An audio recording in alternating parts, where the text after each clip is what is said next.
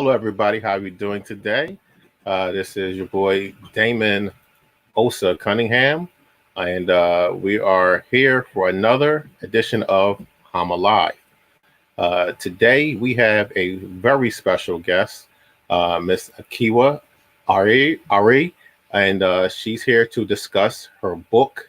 It's called Idia of the Benin Kingdom, and it's about Idia is the first queen mother of the Benin Kingdom, a very important figure.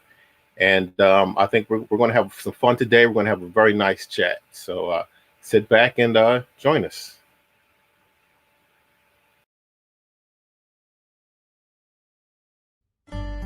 Hello, my name is Ekiuwa Aire, and you need to buy my book, Idia of the Benin Kingdom, because this book will get you and your kids looking at African history in a whole new light. But first, some backstory.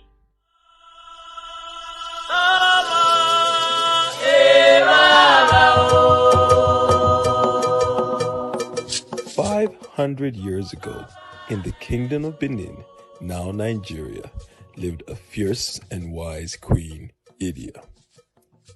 Idia was known for her political acumen, skills as a warrior, and mystical abilities. Her bravery and intelligence not only helped raise and guide the future king of Benin, it also saved an entire kingdom in a time of war and turmoil.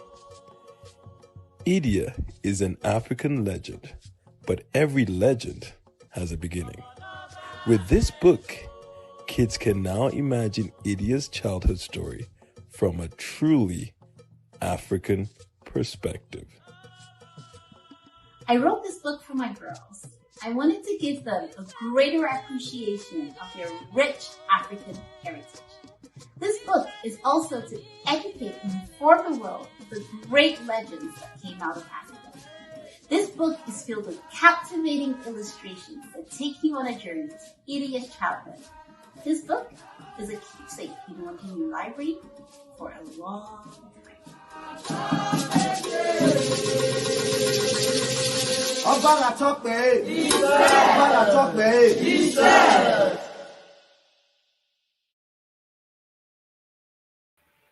All right, viewers, please join us and welcoming Ekiuwa. Hi everybody. Hi Osa. Thank you so much for having me. My pleasure. My pleasure. I'm glad you're here with us today. Benin is a very topic that's near and dear to my heart. So I'm glad to be here discussing this with you. Thank you again for having me. All right. So Ekiuwa, tell us about yourself. Where are you from? I'm actually from Benin. I was born and raised in Benin, which is South Central Nigeria, as I'm sure you know.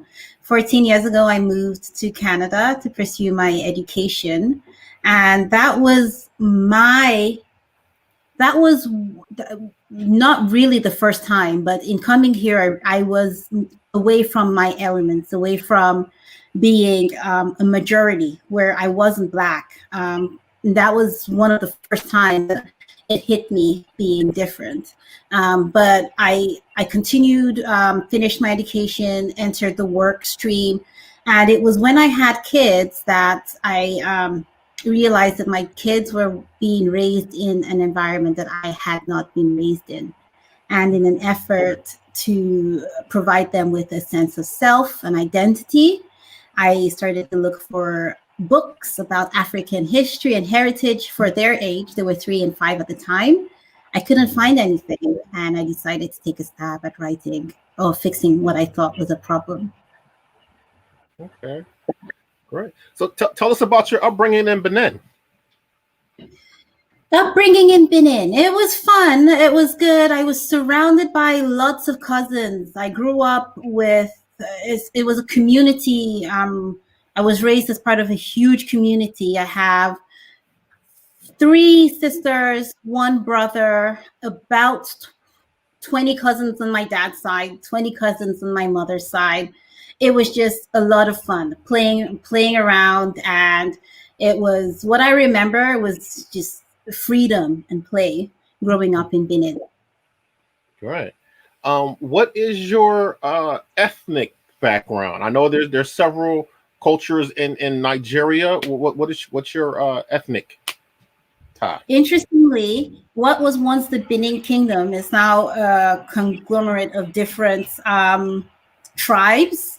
We have Ishan tribe, and we have the Benin tribe, and we have Urobo and Wari, and all of them mixed up together. But I am Benin, so there is Okay. a tribe of Benin people, and I'm Benin. And the way, even if you want to get even deeper than that, there's a local government area, which is like as low as we can get in terms of where I'm from. I'm from the Oredo local government. Okay. All right. And so you said Canada to study, or Yeah, I came here to study. okay. What did you study?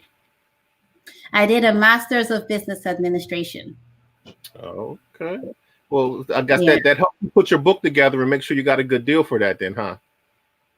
Well, it helped me in terms of the project management aspects. I think I was driven by passion for the longest time. It was towards the end of the projects I started looking at the numbers and started to be like, uh-oh, I need to think twice before I buy this promo that this person is telling me, this Instagram influencer is telling me I should pay them $200.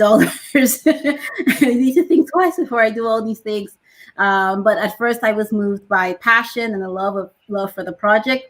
I have two kids, and I would say that this book is almost my third kid. I treat it like my baby. I do for it what I wouldn't do for anyone else.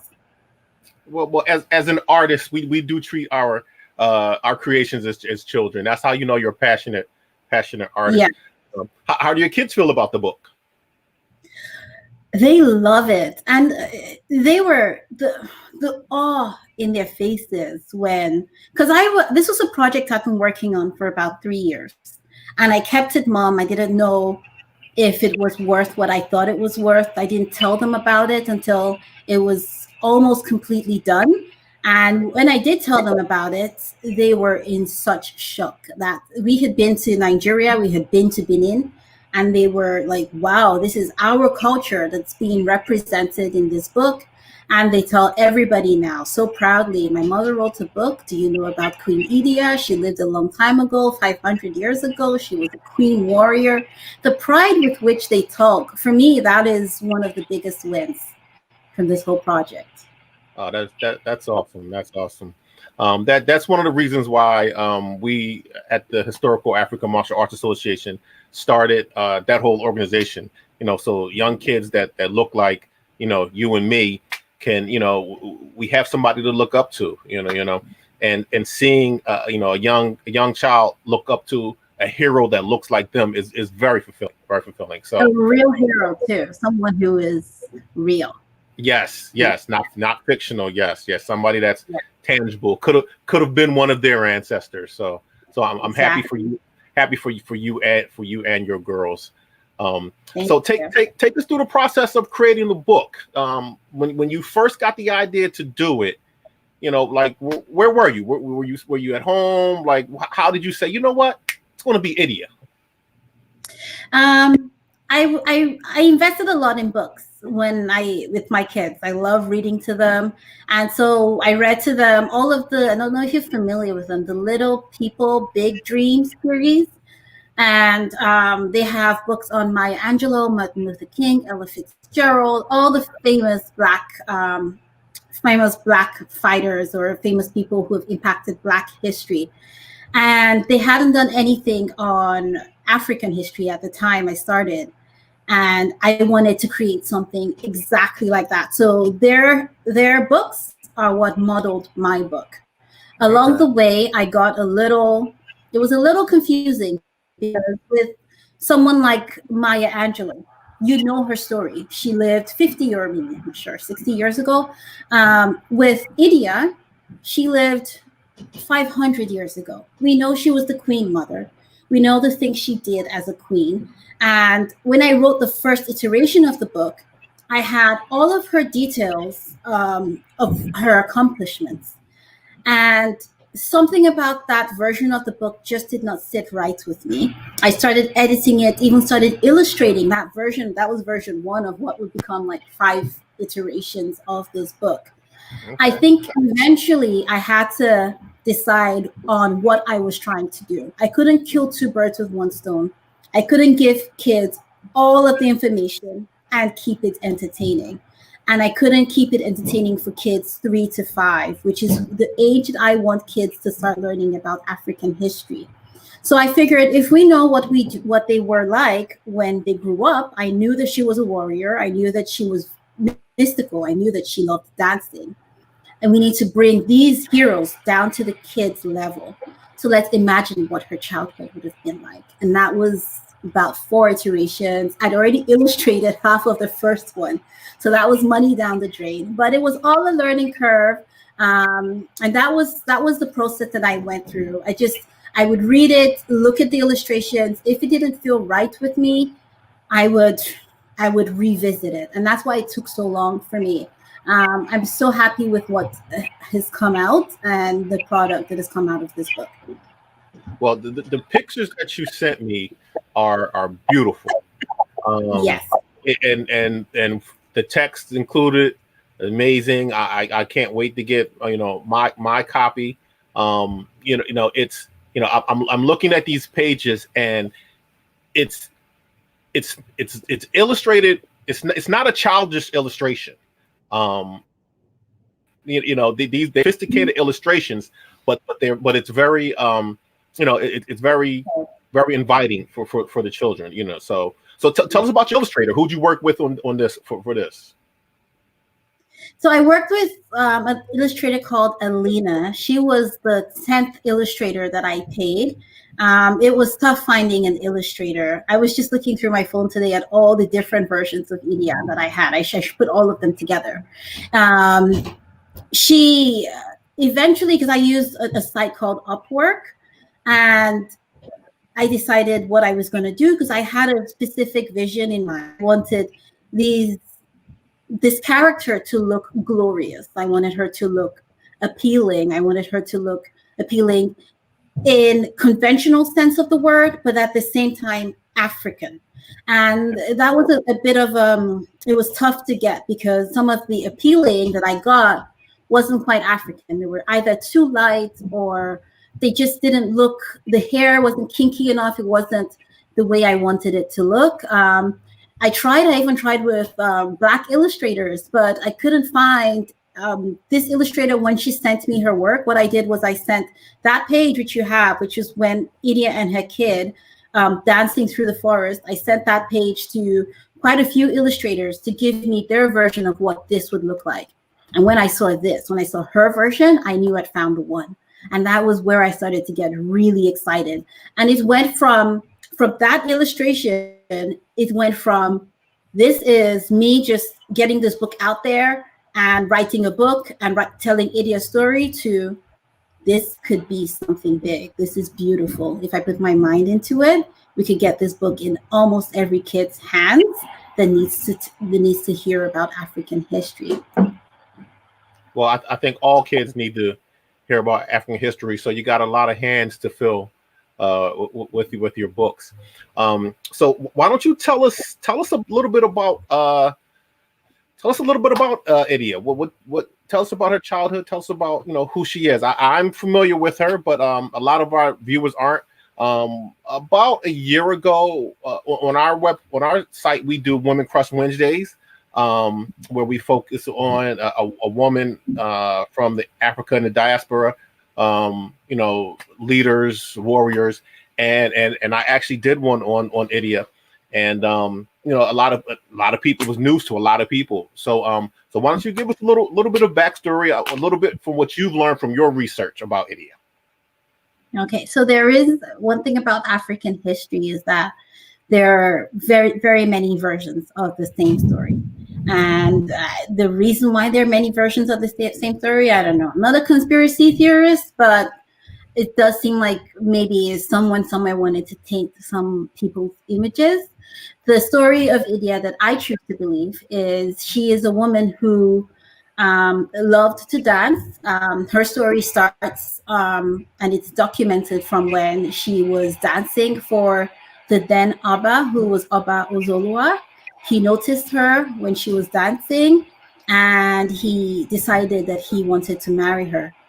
Her parents were quite, according to the story I know, they were happy that the Abba had decided to marry their daughter, and they said to make her even stronger in the palace, they gave her marks, her signature marks on her forehead, that which were to make her more spiritual and stronger in the spiritual realm.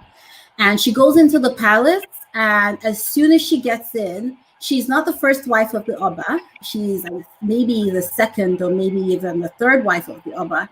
But she begins to stand out from the minute she gets in. She is politically inclined. She knows how to get things done. She makes connections with the what would we call them, the chiefs and the elders. And she has the Oba's third son, who is called Osawe when he is born. The Abba had a first son and a second son. I think the second son was a Hanru one. But when she has the third son, she is so politically inclined, so aware of herself, and so aware of what she wants to become that she somehow, her son is born the same day that the second son is born. And so the second son is prevented from crying until her son cries. And because of that, her son becomes the second in line to the throne. This was one of the first big moves that she made. It was questioned. Sometimes you're like, why would you do that? That's not a nice thing to do. But she did that. And her son is now second in line to the throne. There is still the first son who is in line to the throne. And unfortunately for him, in a javelin duel, the first son who is in line to the throne breaks his legs. And her son immediately becomes first in line to the throne. Her son becomes, and the son becomes first in line to the throne. She starts to help him out politically. She's making decisions for him. She's fighting wars for him. And her son realizes how important his mother is. At the time in the Benin Kingdom, when an Abba ascends to the throne, they kill the mother of the Abba because they don't want anybody to be in the king's ears. They don't want any manipulation for the king. But Osawe, when he becomes king, realizes how important his mother is to his rule. And he immediately, when his father dies, declares that his mother, there should be a new post for the queen, for the mothers of the Oba, called the Iyoba, who is the queen mother. And with this decree, the mother of the Oba is no longer killed when the Oba is sworn in. So would that be why the queen mother, after her son is enthroned, no longer gets to see him? Because I heard that as well. They said, okay, sure, we're not going to kill the mothers, but you can't see him. You can't see your son because we don't want you manipulating him. Even with that, she still was very, very much involved in the rule of her son. Okay. I have a map. Where is it? And it shows all the way up top is the Queen Mother's palace outside the city, and the king's palace is all the way down there. So at that point, I guess they had to build her own palace. They kept her outside the city as a way of keeping her away from her son, I'm guessing. So, okay. Tell us a little bit about her. Do you know anything about the wars that she helped him with, the military aspect of it?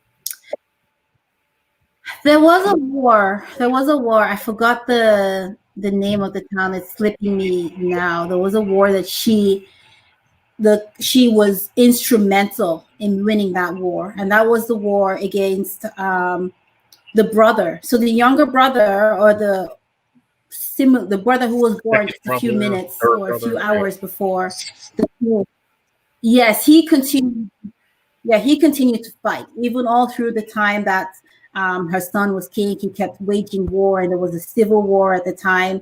And she went to this war, and she brought to this war so much military prowess and mystical prowess that she was very instrumental in winning that war.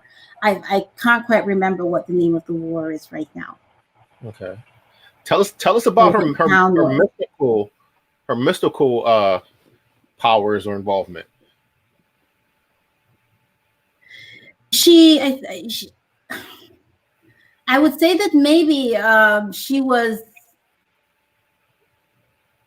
I don't know the details, but I do know that she was pretty mystic. She was mystical. she Okay. had all. She had the power. She was strong. Hmm. Mystically, I think the god that she served at the time was Olekun, Okay. but it really wasn't in. It wasn't just the god. It was um, the little ornaments or the little artifacts that she would hold on to. She went to war with something that she held onto or she strapped to her belt that prevented her from being hungry. She strapped something else to her that prevented people from seeing her. I think there was even a time, I forgot what it was about the birds. There was something mystical she did with the birds, and her son. I forgot. Her son went mad at some point in history. Hmm. Esige went.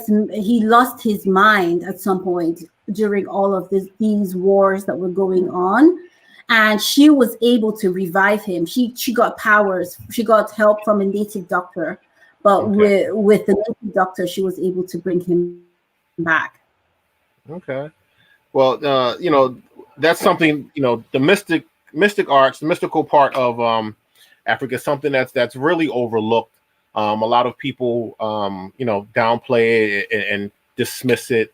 Um, you know, mojo, whatever. But it's the unseen has a big part in the world, in the actual physical world in Africa. So it's that's something that I was unaware of. I didn't know that she had those powers. So I'm going to do a little bit more research on that myself. Whenever people talk about the Benin Kingdom, um, they always show her pendant, her ivory pendant. This seems to be, the if you say Benin, this is what you're going to get.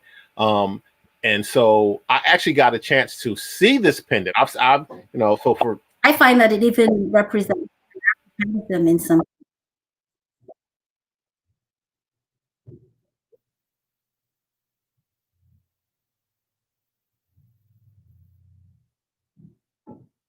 Are you there still? Hello?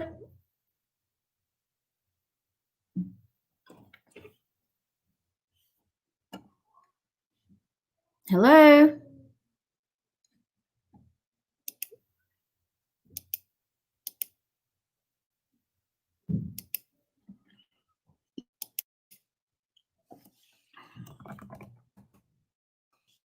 I am so sorry. Hi. Hello. Sorry about that. There you are. Was it you or was it me who No, was that was breaking up? me. Hang on one second. There we go. I'm sorry about that. My laptop just died on me. So I'm on Oh, my phone. I'm on my phone now.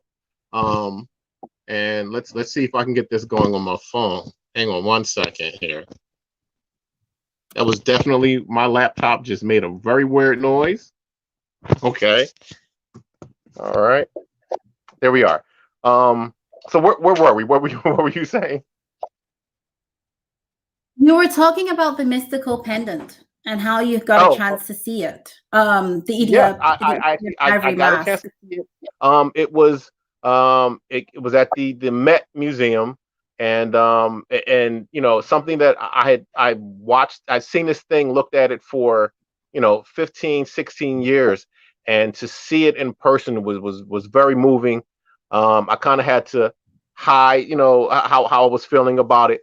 And then because I was with a group of people, and so when everyone left, I went back, and I had a little chat with her, and just thanked her for all that she's done for the Benin people, and for inspiring me to learn a lot, and just kind of gave a little libation. I would have poured a little water, but the security guard was a little too close for me, so I couldn't get away with that. But it was awesome to see it in person. So yeah, it was Yeah, I amazing. need to. It's kind of like bringing. I guess it's this kind of the same thing that your book does. It brought to life something that had not been tangible for me.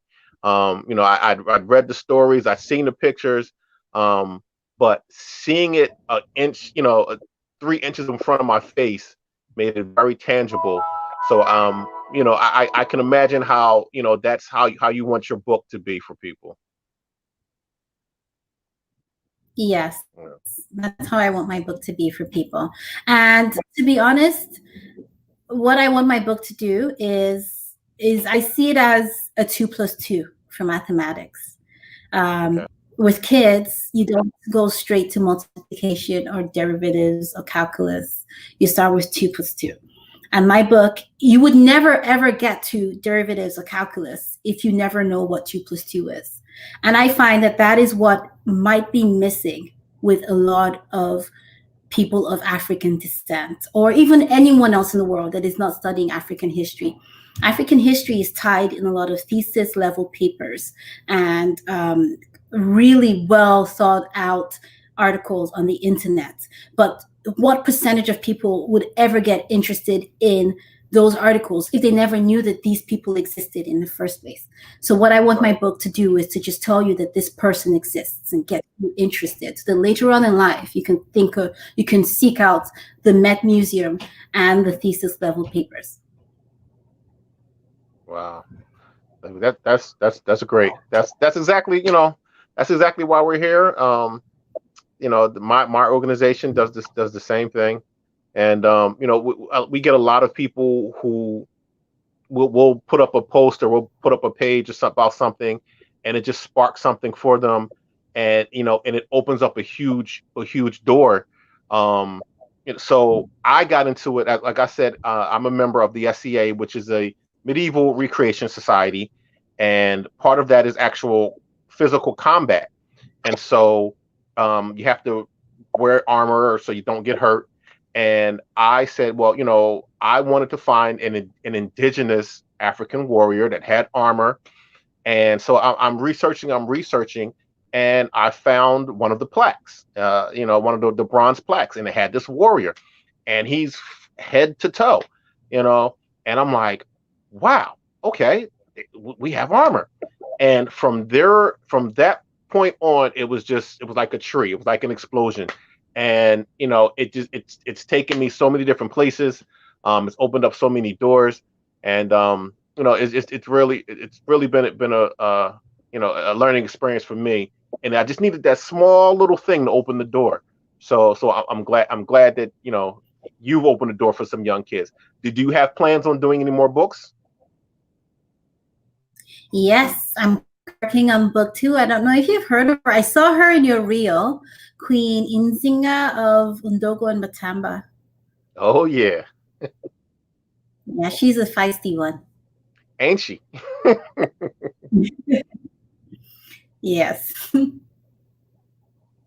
Okay. So how's the research for that coming along? Oh, that one is interestingly, my goal was to send that book to the printer this week. It was all done. The book was done. I was ready to close that chapter, but something was gnawing in me. The dates and the dates and the timelines online. There were just so many variations of what the facts were.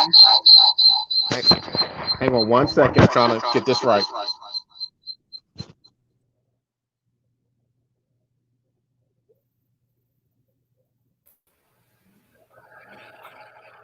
Okay.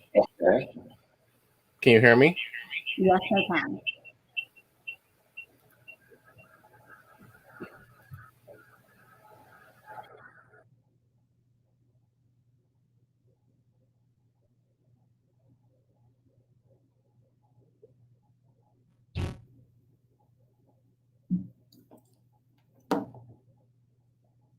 Okay, I'm going to have to go back to this. Come on.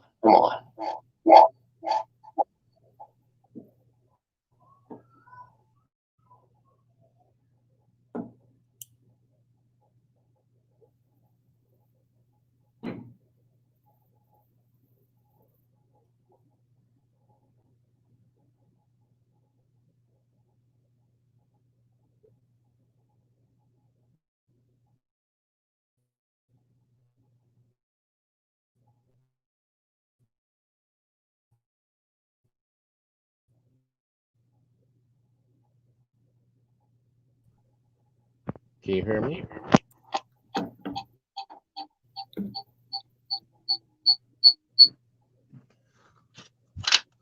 Okay. All right. I'm back. Yes, you're Can back. you hear me? You're on your laptop? Yes.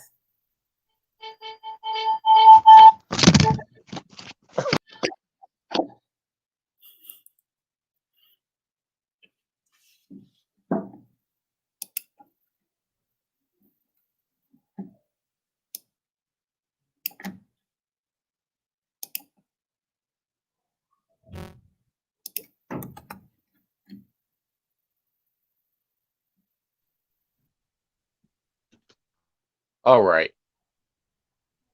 Sorry about that. No worries. Okay. All right, I'm still learning this whole process. It's just kind of new to me. So, all right. So you were telling us about Inzinga yes, book. Nzinga, in your Nzinga book. All right. Yes, I had an interesting weekend regarding that So book because say it again. Where were you? I was almost done. In my book, I was done. I was Okay. just going through, putting it through one last edit, and I was going to send the book off to be printed. But I was just slightly uncomfortable with the variations of her story that were available online, and I wanted to try to figure it out and to be more comfortable before I printed 2,000 copies of a book.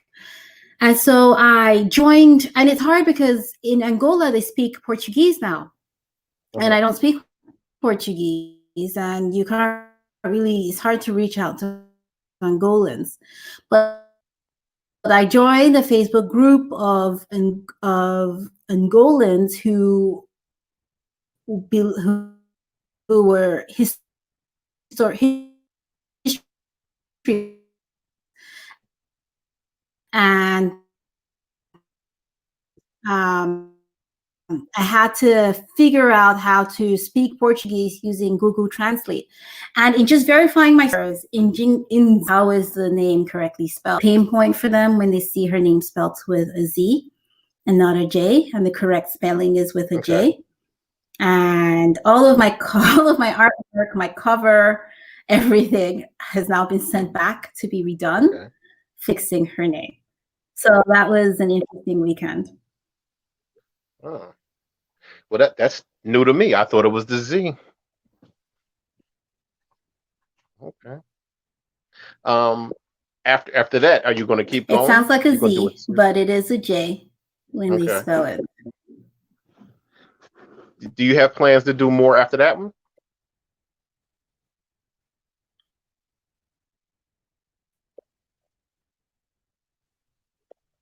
Hello?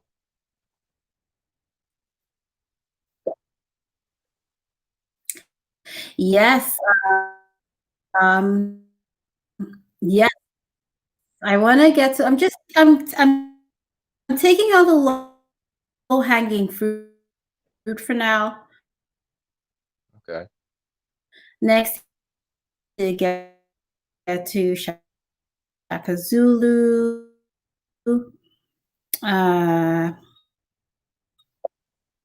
maybe Mansa Musa had a nephew. I haven't quite figured out what you Okay. All right. We're having some major technical difficulties, folks. So unfortunately, I'm going to end it here. I had a great time with our guest Ekiuwa. So we're just going to end it here. Thank you very much for being here.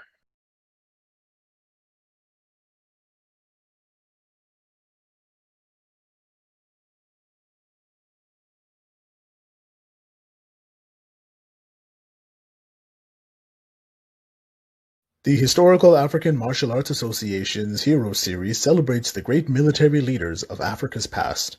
Order yours today at teespring.com.